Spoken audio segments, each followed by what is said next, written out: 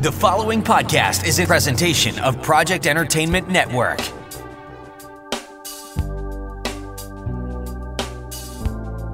Welcome to the Sample Chapter Podcast, the show where authors read a sample chapter from one of their books. Here's your host, Jason A. Meiske.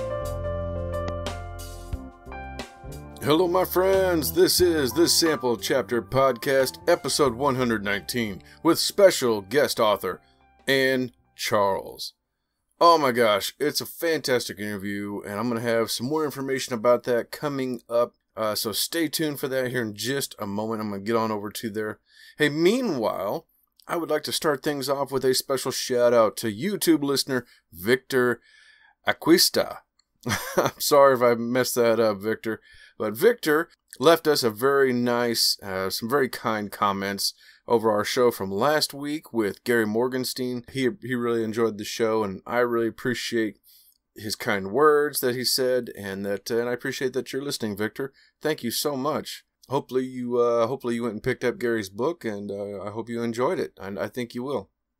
Hey, don't forget, if you would like a shout out on a future episode, then make sure to leave me a comment on either social media at Facebook or Twitter. You can find us there at Sample Chapter Podcast. Or you can go to the YouTube channel like Victor did, and you can comment on one of your favorite episodes in there. Of course, for as much as I love the shout outs, what I really, really enjoy, what I really hope for, is when you find an episode, therefore an author and a book that you really enjoy, something you really want to share with others. That's what I want you to do. I want you to share it. I want you to copy that link, share it on social media with your friends, saying something like, hey, check out this new book I heard about on the Sample Chapter Podcast. Make sure to tag the show with your comment, and I will give you a very special shout out on an upcoming episode to make sure that you know that I am listening, I am watching. But you got to tag me, because sometimes I don't see what people are saying and doing. If you're not a social media person, but you have a comment or perhaps an author recommendation for the show, then reach out to me at samplechapterpodcast@gmail.com, and I'll get back with you. Which, I am getting better about that. I used to be really on top of my emails, and then throughout this COVID thing, I've really slipped a lot. I actually went, oh my gosh, like a month where I didn't respond at all, I think, to any of the new emails I'd received to people. And I know that sounds horrible, but I was trying to focus on my current interviews, the people I had already taken care of, and those that I was getting episodes up for. So all the other emails I was getting in, I was just kind of putting aside. But last week I was able to make some time, and I caught up with all the emails. I went back through and responded to all of them. So if you've sent me an email anytime in the last month, then I have responded. So speaking of last week, I ended up with Tuesday, the day of Gary Morgenstein's episode. I had that day off, which what's funny about that is, even though I had the day off, the episode didn't go out until later on that day. I had some other things planned for the day, and those fell through, which I was really excited about, because I thought, oh man, I'm going to get a whole bunch of stuff done today. But of course, the universe likes to keep me busy. And when I woke up that morning and I opened up my programs to finish Gary's episode, because I only had a little bit of things to do, everything was gone. I mean, everything. So I still had the master file from my interview with Gary, but I had to go back and completely edit the entire interview, Gary's fantastic reading, which fortunately he does a great reading, so it was a very quick edit. And then I had to go back through and re-record my intro, like I'm doing right now. And the post-show, I had to do everything all over again, which is why that episode didn't come up until, I think it was around noon or a little after. But fortunately, because I had the day off, it worked out. I got a lot of things done that day. I did get some editing done on my new book. I got some other interviews done, and I'm pretty excited about how that day went. And I can't wait to share more with you. Speaking of sharing, I do want to let you know that this coming Saturday, May 30th, I will be featured on the show Authors in Chains podcast. It's going to be, oh my goodness, I got to verify the time, but for this purposes, what I can do is I can tell you that it's going to be around 8 o'clock p.m. and it'll be on Facebook Live. So make sure you're following the show on Facebook or Twitter, or stay tuned later in this week. I should be having a bonus episode coming up with one of those authors from the show. I'm just waiting on a little bit of information back from them right now. Yeah, follow us online, Facebook or Twitter, and I'm going to be sharing like crazy that episode is coming up. We're going to be talking about putting ourselves into our writing, writing from real life, that kind of stuff. And it's going to be a fun show. It's going to be a lot of fun. It's going to be on Facebook Live, so you can watch it live. You can make a comment and ask a question during the event. And then the episode itself will come up later on a podcast form. So check that out and make sure you're following both shows so that you can find out when that will air. It's going to be a lot of fun. Let me go ahead first and thank our sponsors and podcast networks, starting with our longtime original sponsor, U-Stor-All. U-Stor-All is the #1 self-storage facility in the Warrensburg area with 2 facilities, both of them fenced in, 24-hour video surveillance on more than 60 cameras, and climate control available at both locations. You can't ask for a safer place to store your goods. Hey, check them out online for more information at U-Stor-All.net. That is the letter U, STORALL.net. And then, of course, like I do every week, I want to recommend my favorite writing software, Scrivener. It's been so much fun to get back into my Scrivener here lately. Oh my gosh. I mean, throughout this whole thing, I've been telling you how busy I am. So I'm only getting into Scrivener sometimes once in a week. But this past week, I've been able to open up Scrivener, I think 4 times. And so far this Memorial Day weekend, I've been in there a couple of times already. I got in there this morning and did some writing. So it's wonderful. And the nice thing is you can have it back up to a cloud drive so that you can access your work anywhere. Hey, check out this advertisement for Scrivener and be sure to listen for that coupon code so that you can learn how to save 20% on the regular desktop version.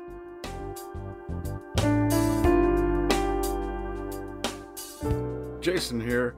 Hey, I wanted to take a moment and tell you about my favorite writing tool, Scrivener. Now, I know you've heard about Scrivener because their writing software has been embraced by hundreds of thousands of other writers like you and I, from the novice to best-selling novelists. The reason we all use it is because of Scrivener's core concept to bring all the writing tools you use together in a single application. And with tools like automatic backup, character maps, project goals, and let's not forget that amazing corkboard, you can see why I use Scrivener every day.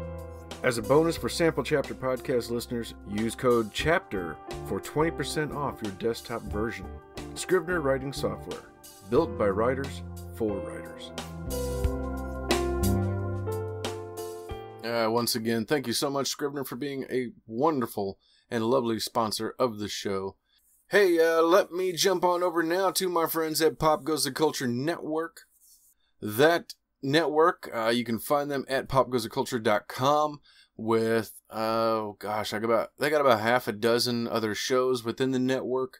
Everything pop culture and, geek culture related is all available for you there. Their flagship show, Pop Goes the Culture Podcast, is a weekly show that's been having a lot of fun. They've really found their groove here lately with live shows online. They do some cast shows, which means that they are like watching a movie live with people. So yeah, it's really, really cool stuff. And I'm hoping to get some time to jump in on a couple of those myself. So make sure you click the link in the show notes to find and follow them and see what all they have going on. And finally, I want to thank our other network, Project Entertainment Network. With more than 30 shows in the network, there's a good number of them. I think almost half are author related, which is very exciting for me and my show, being a part of that. But there's also a lot of really great, very interesting shows on there too, like Your New Opinion, which is a comedy debate show. There's the Monster Attack, where they watch old monster movies and give the reviews on it. And I mean, not just a review, but I mean, they go in depth about this actor was like, did this and that happened. And here's this actress who you would know from this, and incredible in-depth interviews. Those shows and more are available waiting for you at Project Entertainment Network. Hey, listen to this ad for one of those shows. You don't have to find an interdimensional saloon to have a pint of alien beer with me, Chrissy Garrison. Just tune into my Alien Beer podcast each Thursday, and I'll share my speculative fiction stories with you. And every other week, I'll be serving up a new installment in my science fiction serial, The Multiverse Blues. Meanwhile, catch up with me at sillyhatbooks.com/podcast. See you there. All right. So, as I said at the top of the show, our guest this week is Ann Charles.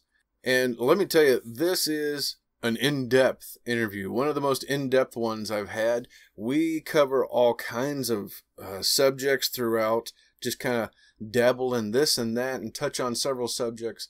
And I'm actually really proud of this one. This just turned out extremely well. Ann gives us some advice on writing as far as her suggestions that you need to always finish. Good grief. She wrote 7 books before finally publishing one of them. It was her 7th book that got published first. So she's a very strong believer in always finishing. She heaps all kinds of praise on her fans and readers for following her along and always being willing to come along for the ride whenever she swaps genres or does a crossover from one series to another, because she's got 5 series running right now. And we even take a few minutes and do she gives us like an elevator pitch on what all 5 series are about. So that's what I really enjoy about this episode too, is that if you've never heard of Ann Charles, you get a fully immersive look into who she is and what she's writing, and one heck of a cliffhanger ending in her sample chapter. Hey, without further ado, let's go ahead and hop on over to our interview with our guest, Ann Charles.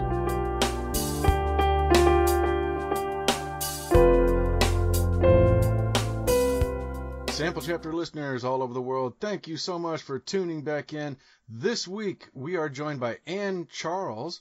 Ann is a USA Today best-selling author who writes award-winning mysteries that are splashed with humor, romance, paranormal, and whatever else sounds like fun. Ann, welcome to the show. Thank you. Thanks for having me on. I look forward to reading some from the new book today. Oh, gosh, I'm so happy you say that. I have plenty of other authors who are like, oh, gosh, you're really going to make me do this? Well, I get that, too. I'm not the greatest narrator, but I'm going to give her a whirl. Well, how are you doing, and where are you located? I live in Prescott, Arizona, so that's up in the mountains, about a mile high here in Arizona. So we're not quite the desert like so many think when you think that Arizona. It's beautiful.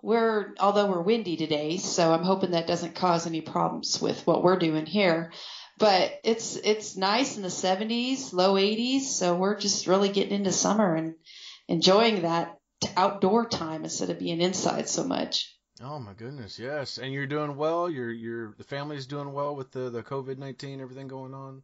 So far, so good. We're fortunately in, a smaller area population-wise, so it's not as there's not as many cases here, and I think our county's only seen one person die from what they said was COVID. So fingers crossed we all stay healthy around here.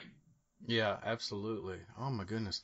Well, so we were talking before the show. You began your official writing career as far as your first book was written in January of 2011. But prior to that, you were like so many other writers, writing in the kind of in the closet, trying to make it happen and working. What made you finally break through, do you think?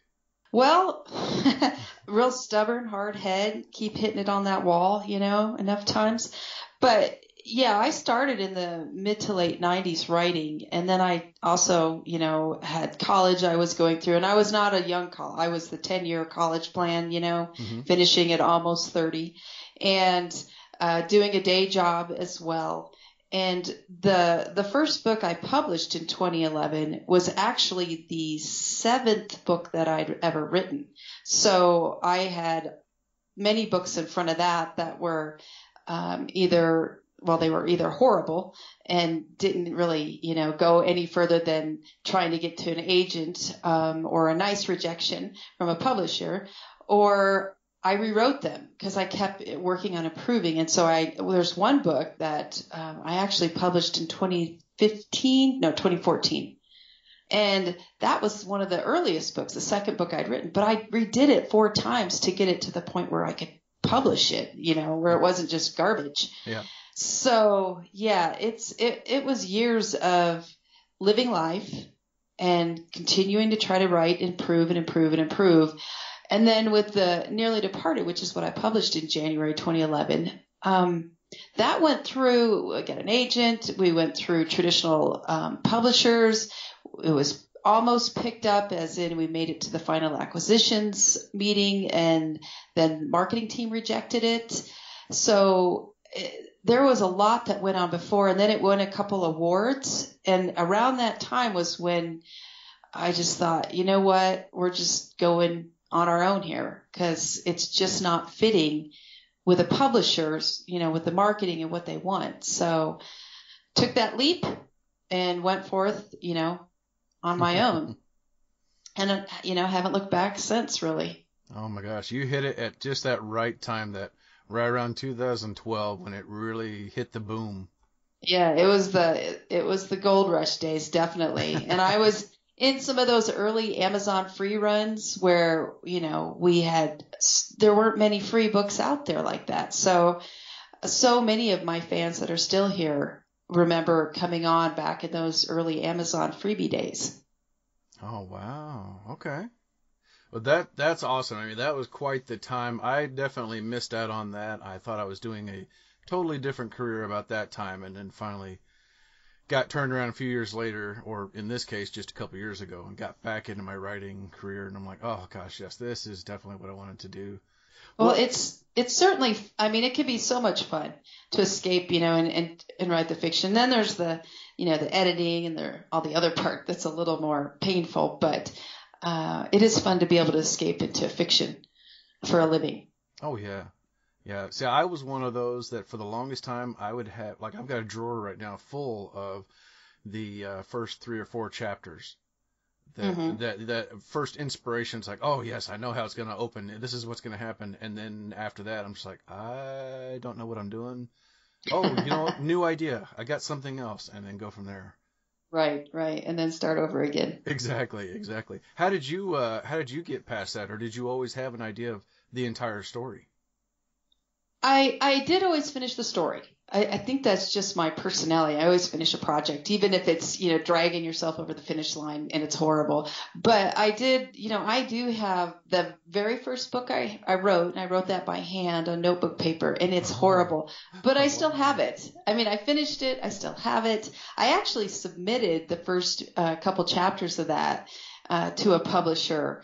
It was that was back when I was trying to write romance, which I'm bad at just romance, unfortunately. And it was a nice rejection, but I finished, and then I kept trying. And so I have full books that just sit there because they were, I pushed it all the way through to the end, and then I went, oh, I can't make this thing fly. So what's next? Mm-hmm. But that's a great lesson that, I've had to learn that myself, that the idea is go ahead and finish, because that feeling, whether it gets published or not, that feeling of having written a book is so much better than the dream of I'm going to write one day. Right. I agree. Yeah. That's what, when I do any workshops with authors that are just getting going or, newer, and I always say the first thing I think you need to do is hit the end, just to see that you can do it, because that middle is pretty daunting. Mm-hmm.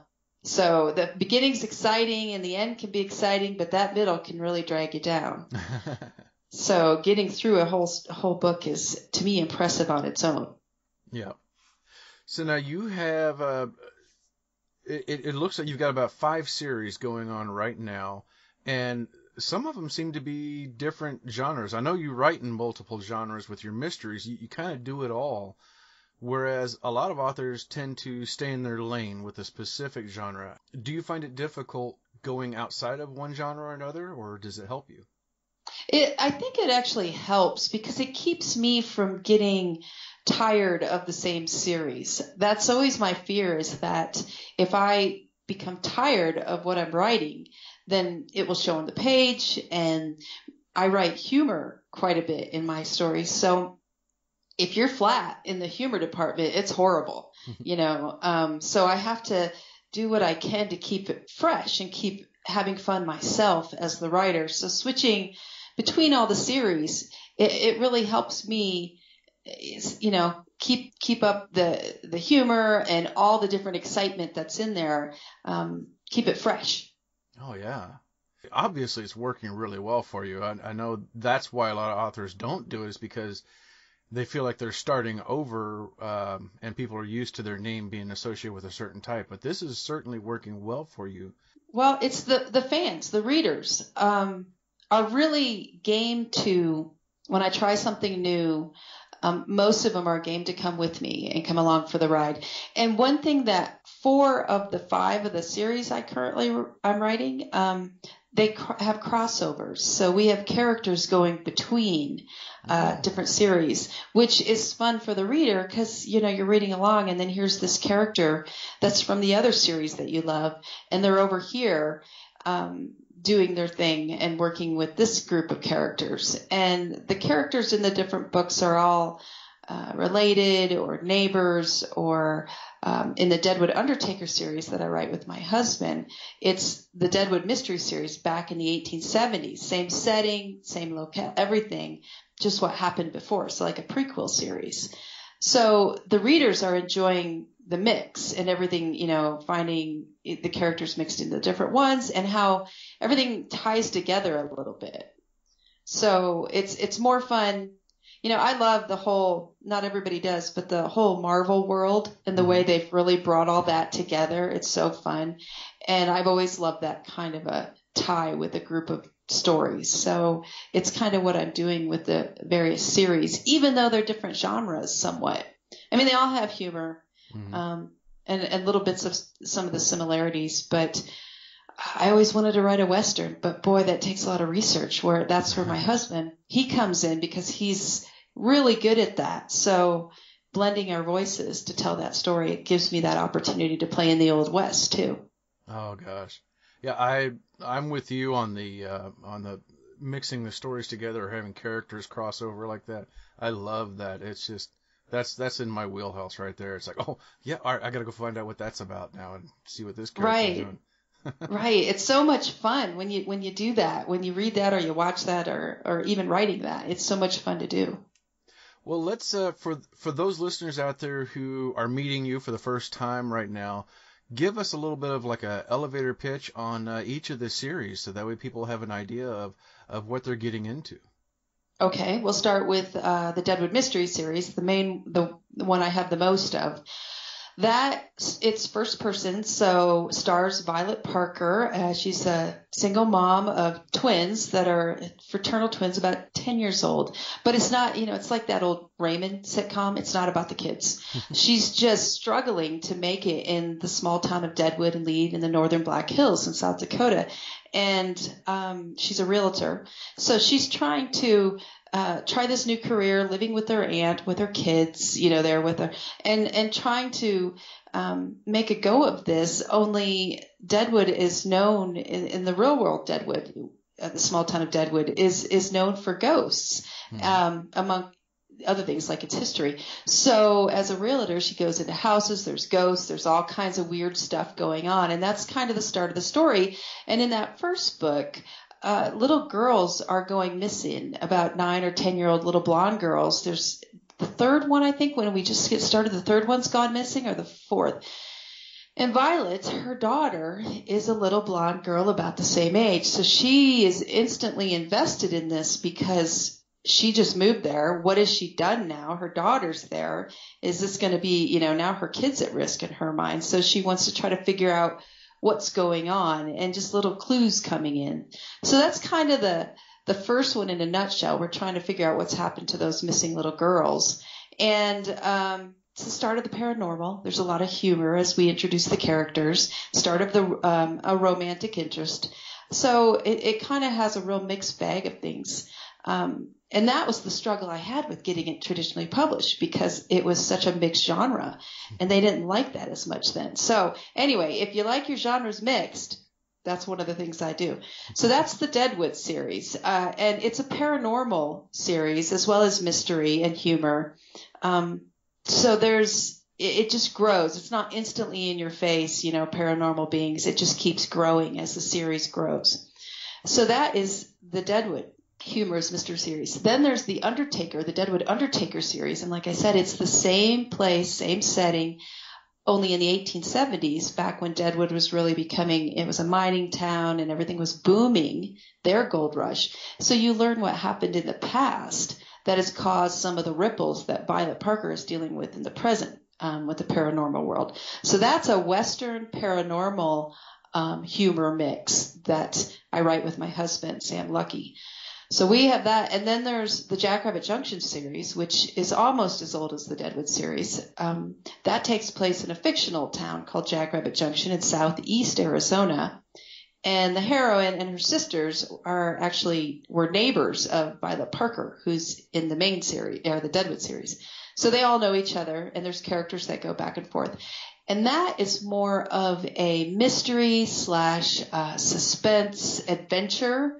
I often read Treasure Island before I start writing a new book in that series, because that treasure hunting feel is in there, and some romantic suspense, lots of humor again. And it's just the three Morgan sisters, and it starts with the first three books you meet each sister mixed in to the group as each one comes in, and then from there on it's the three of them together, and they are a rowdy bunch of ladies in their 30s, so they're not young girls, but the Morgan sisters are known to fight first and ask questions later. So that's kind of a fun, crazy RV park is where a lot of it is set down there in southeast Arizona. So then I have the Dig Site series, which is archaeology, which I always wanted to be an archaeologist, so this is my chance. So it's mystery, archaeology, adventure, that Indiana Jones feel I love, a little bit of paranormal as well, and some romance and humor again. So, but we're down in Mexico, in the Yucatan, at different dig sites, Maya dig sites, but I create them. They're not like Chichen Itza and the ones we know. I create this dig site at the start of each one, and I put the map and I build a whole dig site. Oh, it's one of the little things I love to do, the fun stuff. So that's the Dig Site series, and the hero in that series is Violet Parker from the Deadwood series, his brother, so siblings there. So that kind of is how that one ties in. And then the fifth series I have are novellas. It's the AC Silly Circus Company series. Freak Show. It's the shapeshifters, the freaks of the shapeshifter world at the circus for the Freak Show. So you kind of get the idea there. And that was written initially to fit in a Kindle World series. But then Kindle World shut down, so got the rights back. So then I wrote the second in the series, a bunch of monkey malarkey.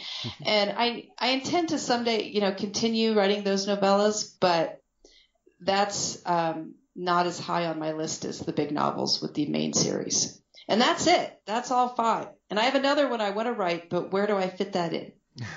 So.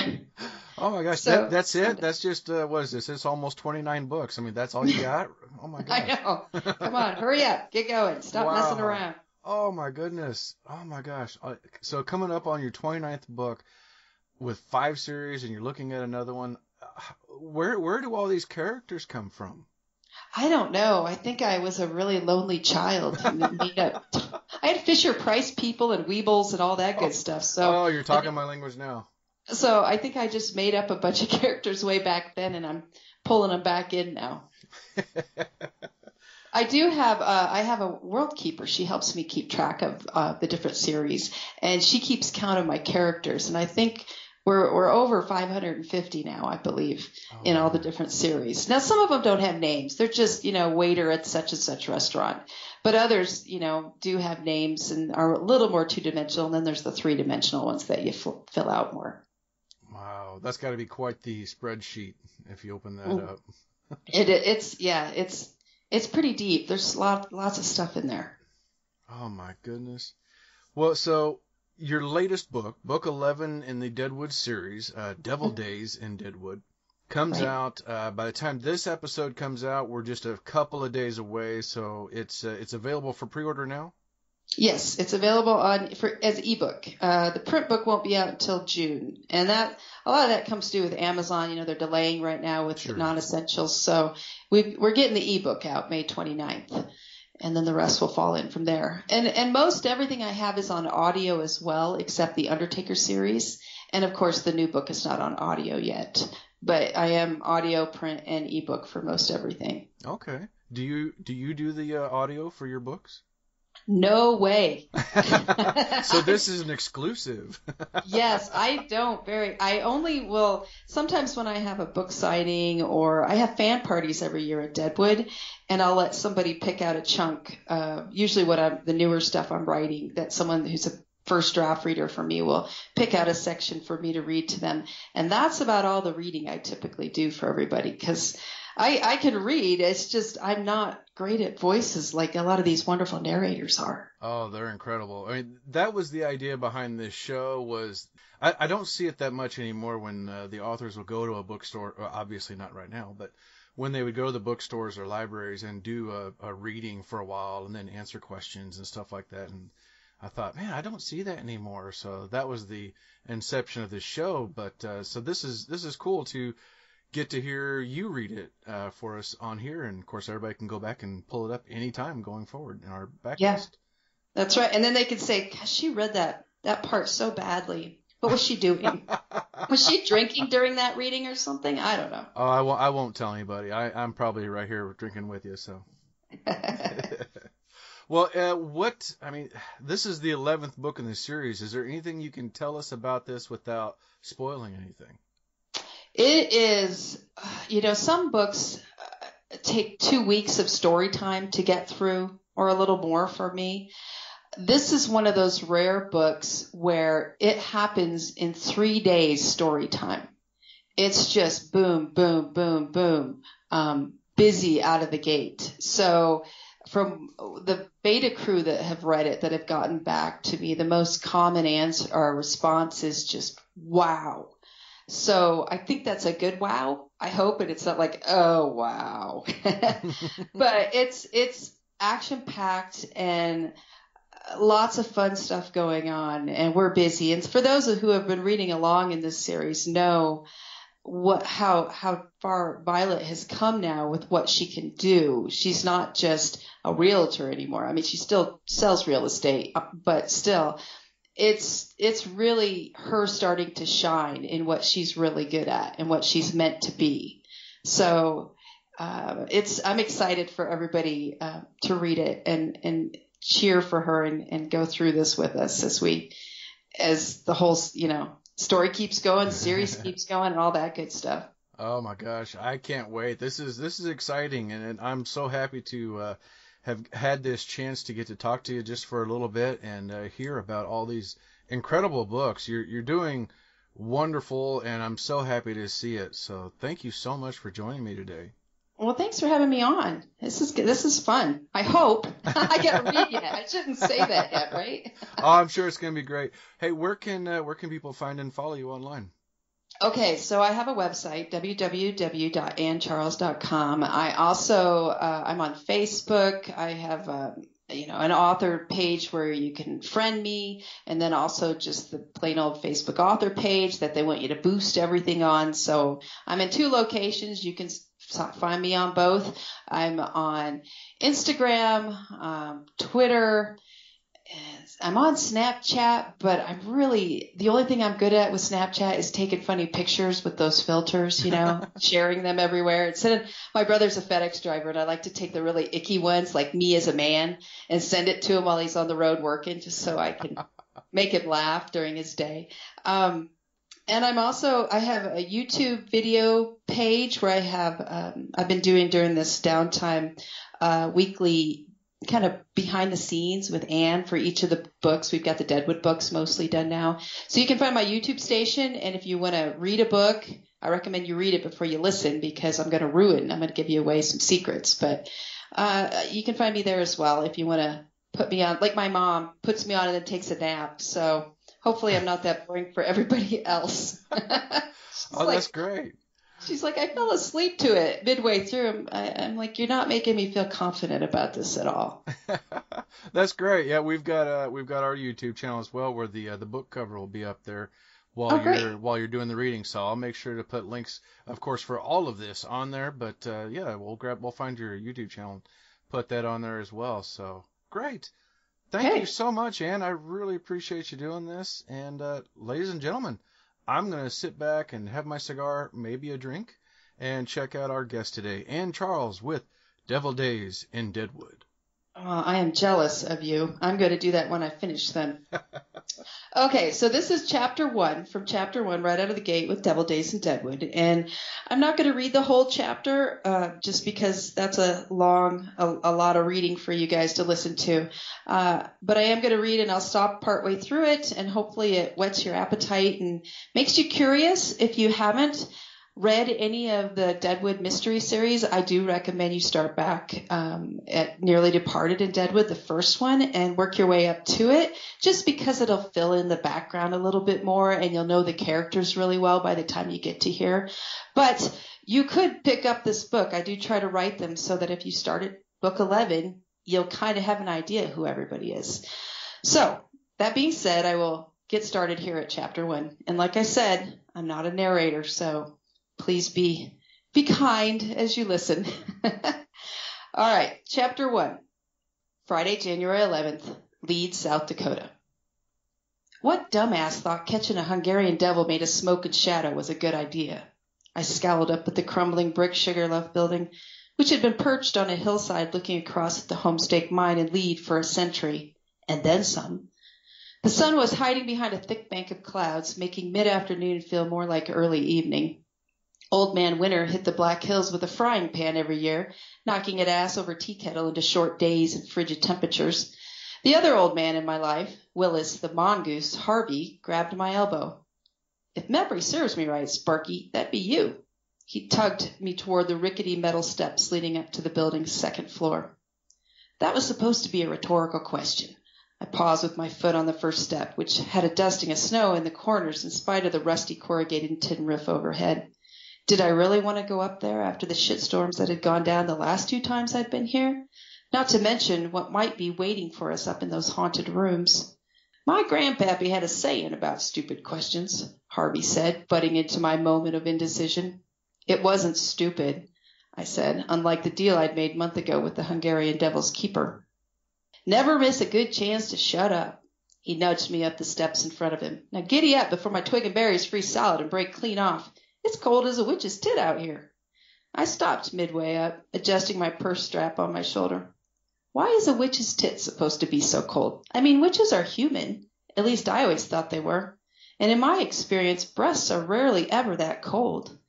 Harvey cocked one bushy eyebrow. How many breasts have you handled in your 35 years? Well, I pondered that for a second. 2, mine. He pshawed. I fondled way more than that in my time. Yeah, but have you touched them daily like I have? His grin split wide, showing his 2 gold teeth above his silver-streaked beard. No, but I could start a daily routine along with you if your stallion doesn't mind. Parker! Deadwood's favorite surly detective barked at me from the top of the steps. Detective Cooper's face was rigid, his blonde hair stuck up in tufts, looking like pointy glass shards lining a concrete wall. Would you 2 fruitcakes stop gabbing about your nail polish and get your asses up here? Some of us have actual work to do today. Calm down, Detective Pissy Pants, I growled under my breath, stomping up the stairs. Aren't you supposed to be relaxed after your trip to Arizona? Cooper's gray eyes narrowed as I joined him on the small landing at the top of the steps. He shot his uncle a hard glance before asking, Why do you ask that? Because you took a much-needed vacation to the Sunshine State over New Year's. Arizona isn't the Sunshine State, Sparky, Harvey squeezed in behind me. That's Florida. I know that. I'm just saying Arizona gets a lot of sun. What's your point? Cooper prodded, literally, with his pointer finger jabbing my shoulder. Ouch, I complained, leaning back into Harvey. Never mind, you big bully.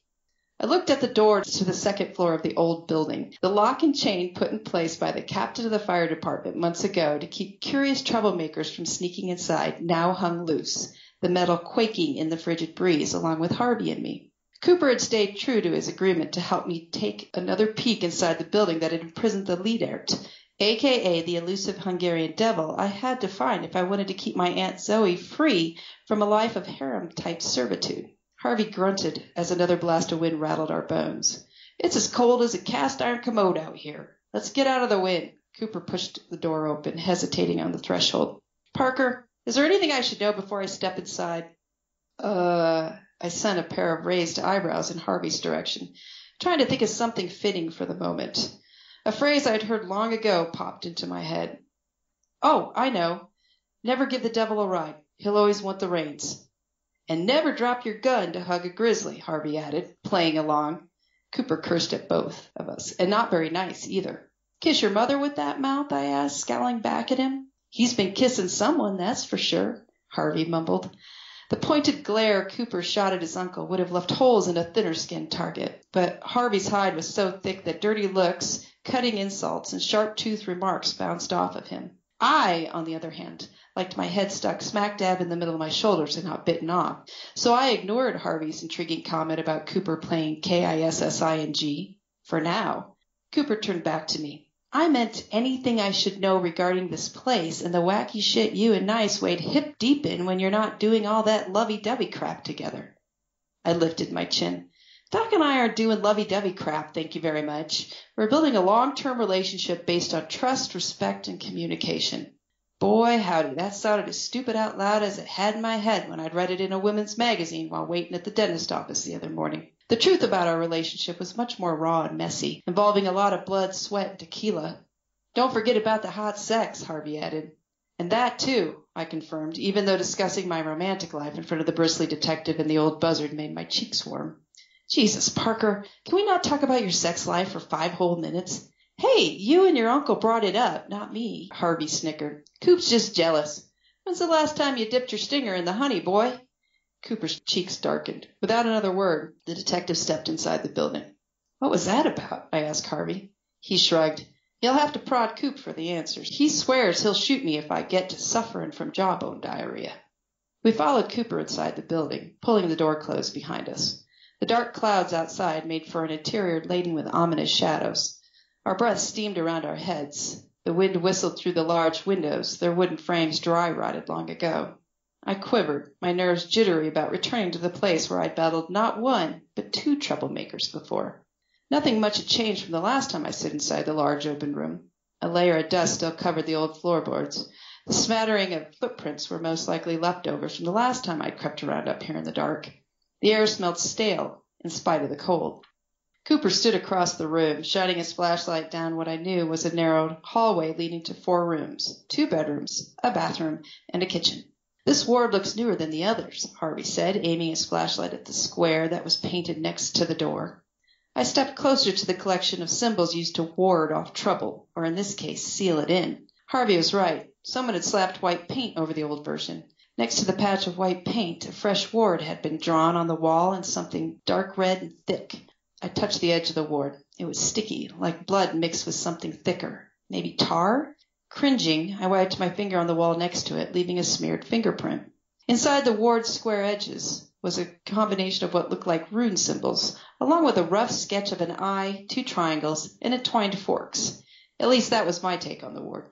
Aunt Zoe would probably be able to dissect the word using Latin words for each part, but I only took 2 years of Spanish in high school and cheated on my final exams by writing verb conjugation charts on my arm, so I was useless. I pulled out my cell phone and snapped a picture of it quick in case Doc wanted to take a look at it later. Pocketing my phone, I glanced around.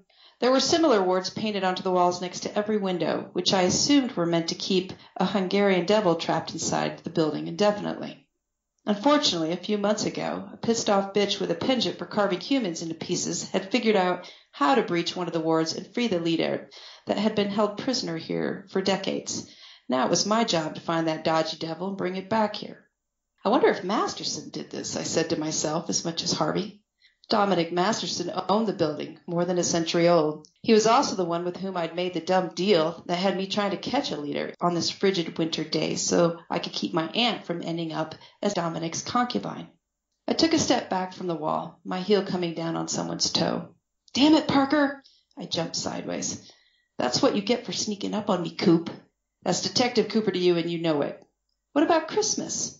Cooper's gift to me had been permitting me to call him by the nickname everyone else on the planet was allowed to use. "Christmas is over. You and I are back to square one." I harumphed. "We haven't been at square one since I broke your nose." His lips thinned. "Let's get this damn sightseeing trip you had to take done so I can get back to the pile of paperwork sitting on my desk." He limped toward the hallway. I frowned after him. "You're the one who ran off to Arizona on a whim, so quit taking your post-vacation blues out on me." Harvey eased up next to me as Cooper disappeared down the hallway. "You're stirring up hell with a long spoon this afternoon, girl." "He started it." I shrugged off my purse strap, letting my bag dangle and swing in my grip. "It takes two to dance. What has me scratching my noggin is why he's on the prowl in the first place. I think something happened while he was in Arizona." I turned to Harvey. "Or something didn't, and now he's doubly frustrated and using me as his punching bag." Cooper had pursued my best friend Natalie all the way to Jackrabbit Junction, Arizona after Christmas, taking his uncle along with him. While neither Natalie nor Harvey were talking much about what happened down there in the desert, I had a feeling sparks flew somewhere along the line. And, based on Cooper's repeated snarls and growls since he'd returned, I had a feeling those sparks weren't in the bedroom.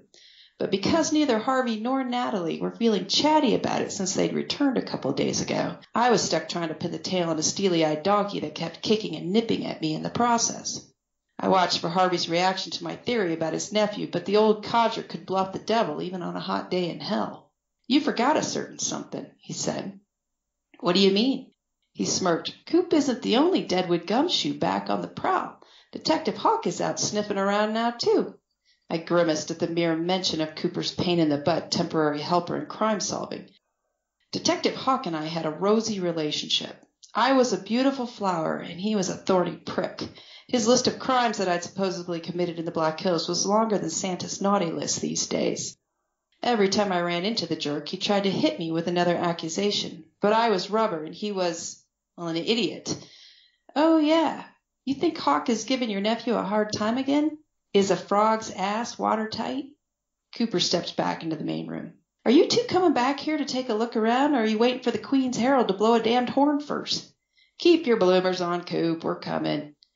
We followed Cooper down the hallway, peeking the rooms along the way. One had a broken iron bed frame spotted with rust. In another, larger room, there was a wooden chair. The same chair that I'd sat in last time we were here while making contact with the building's namesake, Otto's Sugarloaf. Farther down, the bathroom with the old chain pull-style toilet looked the same as the last time I'd checked in it. The archaic cast iron stove in the kitchen reminded me of one in the historic Adams house in Deadwood. But unlike that museum, there was no cookie jar sitting nearby full of leftover goodies from days gone by.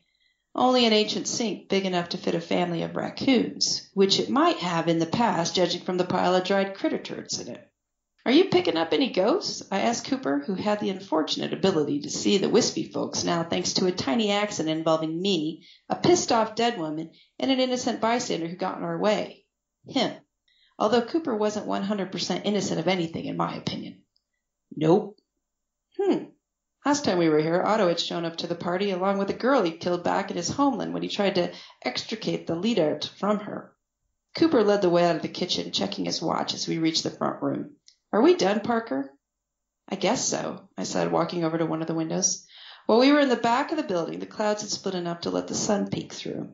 Across the valley, the old Yates shaft headframe reflected the sun's rays, looking like a lighthouse standing tall among the dark sea of hills. Aunt Zoe said that we should line the windowsills with salt to be safe. I unzipped my purse and pulled out the little bag of salt she'd given me.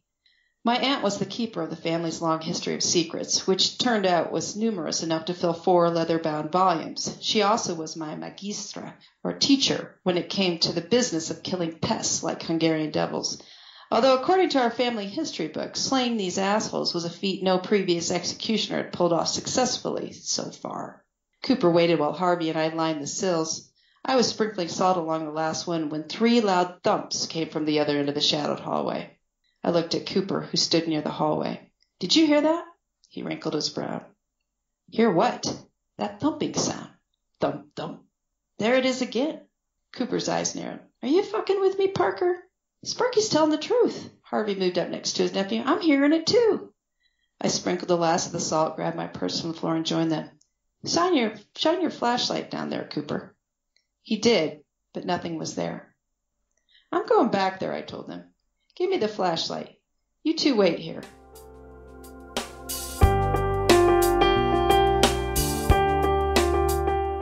And that was Ann Charles reading a sample chapter from her new book, Devil Days in Deadwood. Hey, the book comes out in just a couple of days. You can pre-order it right now by clicking the link in the show notes. And don't forget to follow her as well on all the links that are provided there for her. Don't forget to also click on the links for our friends and sponsors alike. And while you're at it, hit that subscribe button so you don't miss out next time when I come back with a new author, a new book, and a brand new sample chapter. Take care, everybody. We're going to see you again real soon.